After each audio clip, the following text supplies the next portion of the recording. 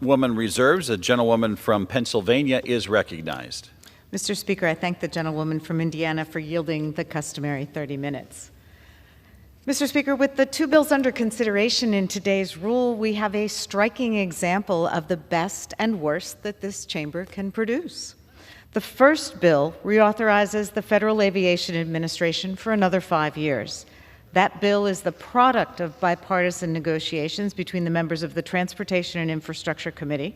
It was debated and amended in committee with the full participation of all members, Republicans and Democrats, and it passed out of that committee with unanimous support.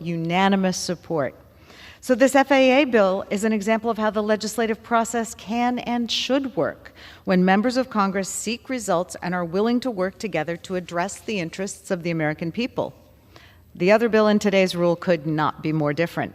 It is an unserious, hyper-partisan proposal from right-wing extremists designed to sow division and fear by pushing false narratives about immigrants and what's happening in our public schools. And in a truly bizarre twist for the party of small government, this bill would have the federal government dictating to our local governments and schools what they should do with their buildings. All of this is done under the guise of solving a fake crisis manufactured by Republicans, both by sending migrants to cities run by Democrats in a failed attempt to score political points, and more importantly, by refusing to come to the table and genuinely address the critical need for substantive reforms to our immigration system. If everyone could follow the lead of our colleagues on the Transportation and Infrastructure Committee, and if our right-wing colleagues could drop the heated rhetoric and partisan nonsense, there are many solutions that Republicans and Democrats could work on together to serve the American people, and we would welcome that opportunity. I'll return to this point, Mr. Speaker, but first let's talk about the two bills.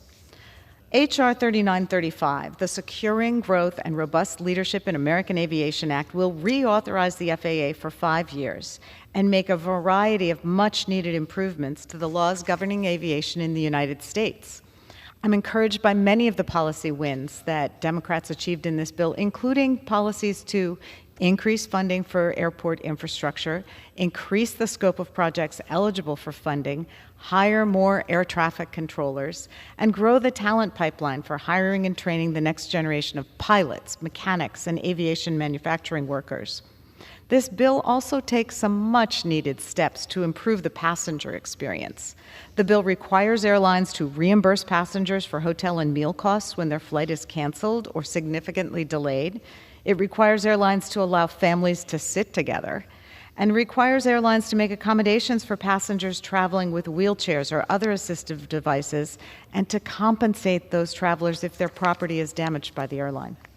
Now, while this bill is good, it's far from perfect. I recognize that when you negotiate, you don't always get what you want. But when you negotiate with this House Republican majority, it's not only you don't get what you want, it's also that you get less than what's needed to actually fix the problem at hand. Mr. Speaker, anyone who takes a flight knows the sorry state of our nation's airports. While our country was once first in flight, our airports are now collectively second and third rate. And that's a policy choice by Congress. Over the past 30 years, we have underfunded our airports, forcing them to get by on inadequate budgets and limited revenue streams. The result is crystal clear to anyone who flies: old, crowded airports, large backlogs in runway maintenance, and a passenger experience that is often unpleasant from the moment you try to check in until you arrive at your destination. And we did hear a fair amount of commentary on that from our colleagues in the Rules Committee last night. The passenger experience at many U.S. airports is eclipsed by virtually every other airport in Europe and Asia, and there's no good excuse for that. Beyond the obvious benefits of improving the flying experience for American travelers, having first-class airports should be a point of national pride. We are not putting our best foot forward when foreign tourists visit the United States, the richest country on earth, and the first thing they experience is a crumbling, unattractive, and inefficient airport. The Infrastructure Investment and Jobs Act made a massive investment in our nation's airports, and dozens of projects have broken ground as a result. However, the IIJA was a one-time investment and gives us about 5 years of boosted airport funding. We need to build on the success of that bill, not rest on our laurels and pretend that this short-term fix was a long-term solution to decades of underinvestment. In addition, I would have liked to see stronger protections for workers and consumers. I strongly oppose the provision in the bill to raise the pilot retirement age to 67, and I would have liked to have seen reforms to make it easier for airline workers to organize and form a union, and to hold airlines accountable for junk fees, delays, and cancellations. But again, I recognize that any bill of this sort is a compromise. And in a compromise, you have to work with others who don't share your values, and you can't always get your own way.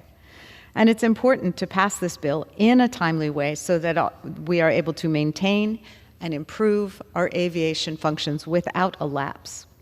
Mr. Speaker, the other bill in today's rule is the so-called Schools Not Shelters Act, or as one of my colleagues calls it, the Defund Our Schools Act. This bill is a monumental waste of the House's time and taxpayer dollars. It's nothing more than an attempt by House Republicans to double down on their demonization of immigrants. The House had this same debate last month when Republicans brought to the floor a poorly drafted and fact-free resolution to the same effect. Now they've turned that resolution into a bill so they can continue their failed efforts to sow fear of immigrants in order to score political points. This bill does nothing to address the needs of communities facing an influx of migrant families or to solve the problems facing our schools. It's nothing more than another vehicle to create division and stoke culture wars, because that is the point. Starting with the last administration, right-wing Republicans at the state and federal level have abused migrant families and children fleeing poverty and violence to manufacture a crisis, using them as pawns to score points. For example, if Greg Abbott, the governor of Texas, was genuinely unable to safely shelter migrants, he could have reached out in good faith to state and local leaders around the country to collaborate on solutions, instead of shipping migrant families to those places without any notice or coordination. He could have reached out to the Biden administration for additional resources. He could have come to Congress and asked for emergency funding, but instead, when faced with all those options, Governor Abbott decided to mislead or trick migrants and ship them to other parts of the country with no coordination or communication to the receiving communities. One of the destinations chosen by Governor Abbott and Governor DeSantis as well was Philadelphia. And I met some of those migrant families last winter, during the week between Christmas and New Year's, when temperatures were at or below freezing.